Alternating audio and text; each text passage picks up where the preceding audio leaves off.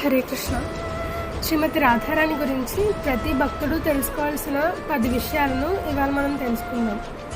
మొదటిది, శ్రీమతి రాధారాణి రావల్ అనే ప్రదేశంలో అవతరించారు. తన చిన్ననాటి లీలలన్నింటినీ బర్సానా గ్రామంలో ప్రదర్శించి అభిమన్యుతో వివాహం అనంతరం యావత్ అనే ప్రదేశానికి వెళ్లారు.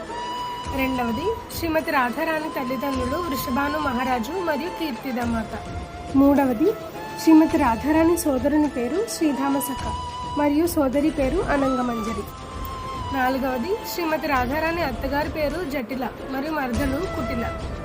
ఐదవది, శ్రీమతి రాధారాణిని మనం తప్త కాంచన గౌరాంగి రాధే వృందావనేశ్వరి వృషభాను సుతేదేవి ప్రణమామి హరిప్రియ అంటాం.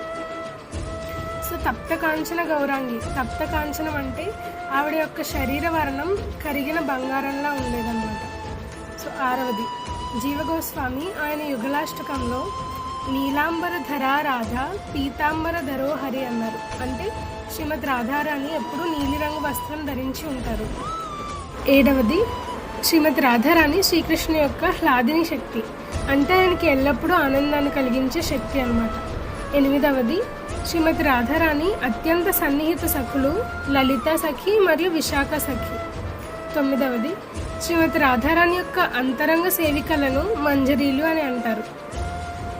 చివరిగా దశమది, శ్రీమతి రాధారాణి కన్నులను చల అపంగా అని అంటారు. ఎందుకంటే అవి శ్యామసుందరుడైన శ్రీకృష్ణుని మోహన స్వరూపాన్ని ఎల్లప్పుడూ చూడటానికి అత్యంత చంచలంగా ఉంటాయి. శ్రీమతి రాధారాణికి జై.